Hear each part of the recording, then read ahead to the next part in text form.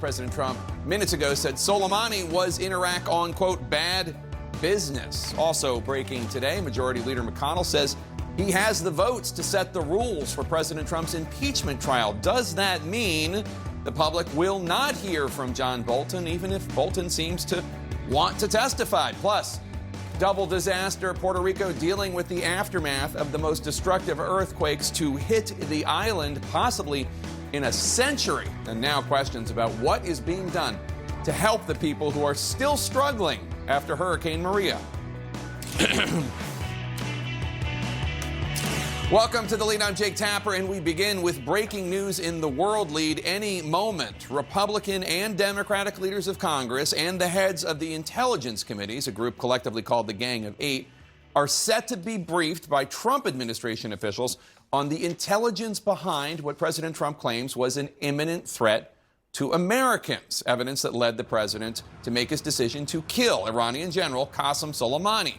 Several Democrats already briefed have expressed deep skepticism about the evidence presented so far, specifically on how imminent the threat was.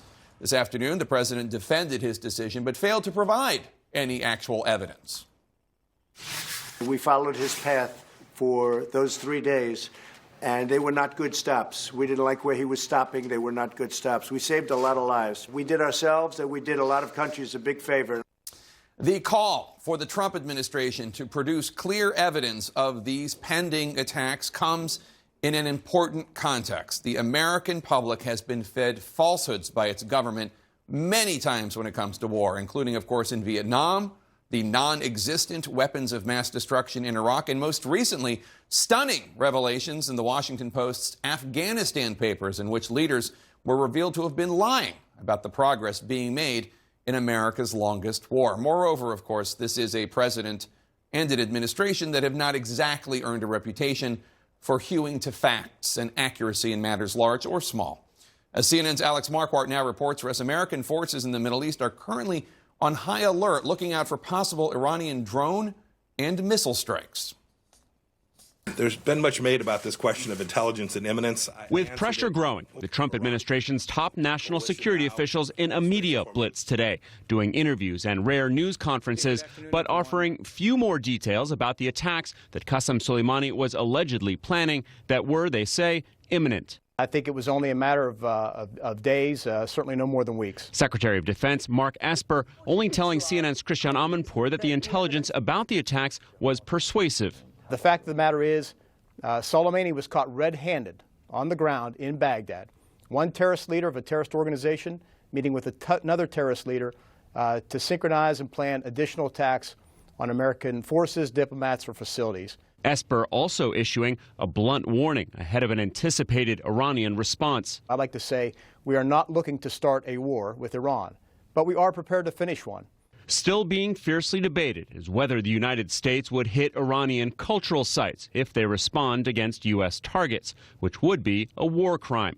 The president has said multiple times this week that he would, but today adding he likes to obey the law. But think of it, they kill our people, they blow up our people, and then we have to be very gentle with their cultural institutions. But I'm okay with it. It's okay with me. I will say this, if Iran does anything that they shouldn't be doing, they're going to be suffering the consequences, and very strongly. When pressed, Pompeo and Esper both saying the U.S. will not violate international law. I'm fully confident that the the commander-in-chief will not give us an illegal order. As Soleimani's casket arrived in his hometown today, crowds of mourners swelled, and a stampede left at least 50 dead, delaying the burial. Iran has warned of harsh revenge against the U.S., insisting today that America's days are numbered in the Middle East. This is state terrorism. This is an act of aggression against Iran, and it amounts to an armed attack against Iran, and we will respond. The president revealing today they had been tracking Soleimani for what he called a long time, including in those 3 days before the strike. He had been traveling around the Middle East and had just been in the Syrian capital of Damascus before flying to Baghdad, where he was killed. And it was in Damascus, Jake, according to the National Security Advisor, that Soleimani was working on the plans to kill those American forces and diplomats. Jake. All right, Alex Marquardt, thanks so much. Let's talk about all this. Chairman Rogers, let me start with you. You used to be chairman of the House Intelligence Committee, so theoretically, that would have been you in the briefing right now. What would you have wanted the Trump administration to produce if you were in there right now? Well, I want to see the totality of the information. I'm a little suspect of the imminent piece, and I'm not even sure they had to do that. You know he has planned attacks against Americans and successfully killed them. He was currently planning to kill Americans. As a matter of fact, the American that got killed about a month ago. The contractor. Absolutely, at the hands of Soleimani and his cronies. And he's going to continue to do it. So was the compelling case that he was getting ready for something bigger in Damascus, coming to Baghdad? I would argue yes. He was with a gentleman, Muhandis, by the way, who was on the target list for the United States during the Iraq War, including the Obama administration, basically warned the Iraqis if he comes back from Iran, he won't go home. And so he's right with the right mix of people to do really bad things. I just think they have to make the case that this was getting ramped up. It was going to get, a day or two, and I think Pompeo said that. If it's 2 days or 10 days, does it make a difference? My argument is probably not, but you're going to have to define what that looks like and why you decided to make that decision. Should be compelling. Now, they're being presented with more detailed intelligence and evidence than has been presented to members of Congress so far. Take a listen, Nayyera, to Congresswoman Jackie Spears. She's a Democrat. She has reviewed some intelligence, not the more thorough stuff that's being presented today. She said it's vague. Take a listen. I think that this will go down in history as an epic foreign policy blunder by the President of the United States. I can't say that it was persuadable. It was vague. Vague. Schiff says, he's the chairman of the Intelligence Committee now, that what he saw so far, and again, he's going to be seeing more detailed stuff now, but he told me there was a lack of detail in terms of the plotting and imminence. What do you make of this so far? And that's the big question, is the why now? Because we've known for a long time that Soleimani, who's the bad guy, he's a terrorist, even though he is a government official in Iran, was. Somebody that was being tracked back in the Bush administration. But the option of exercising an assassination now, after what? What was the imminent precipitating event that leads to this level of escalation, followed by then the nation's chief diplomat, Secretary of State Pompeo, going out and being very belligerent in his rhetoric and really amping up the rhetoric and the tension. It seems more that the administration is trying to build a narrative to sell a very skeptical American public on ongoing Iranian intervention. And you hear that some of that rhetoric in the type of shock and awe of like how we'll hit back hard. We're not going to, we heard Secretary Esper today, finally, the Secretary of Defense is speaking out, heard him say that the United States isn't going to start a war, but it will end it. The American public hears that and thinks, we've had 20 years of war that we haven't done a good job of ending, so what is the end game here, and how are we going to end up safer in this situation? Because right now, we're looking at U.S. targets in civilian targets overseas, diplomats, our allies, companies. This has been an escalation that, unfortunately, largely has been on the United States. Kareem, as somebody who's an expert on the region, tell me what the pluses and minuses are. Obviously, we all agree Qasem Soleimani was a horrible person responsible for the deaths of hundreds, if not thousands, of innocent people. Why not take him out? What is the risk? What would the debate look like?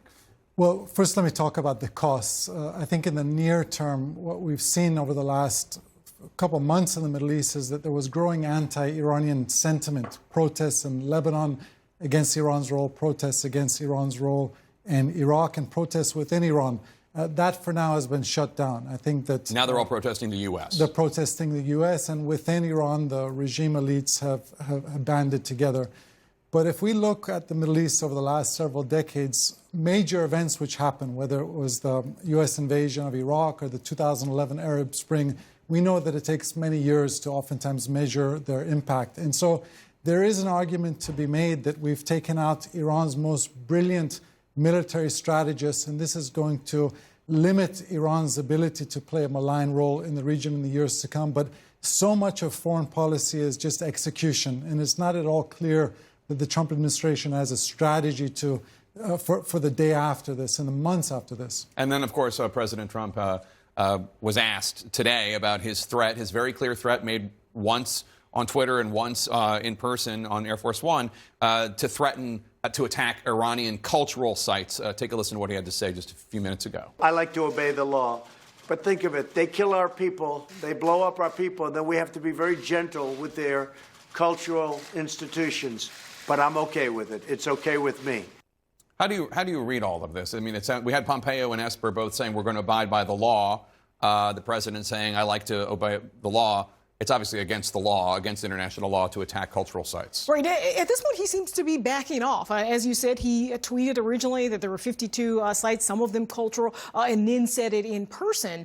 And now, given what Esper has said, given what Pompeo said as well, it seems like he is paying attention to the blowback and essentially saying he will abide by the law, which says that you can't attack these cultural sites, which just aren't Iranian cultural sites, right? They're everybody's cultural sites. They're the world's cultural sites. Iran is a culture that goes back thousands of years. People go and visit those sites from all over the world because they're a testament to what humanity has built up over these thousands of years. So they don't just belong to Iran. They belong to all of us. So, interesting that the president finally, after a couple of days and insisting that it was fair game, is backing off. I suppose that can be counted as progress of some sort.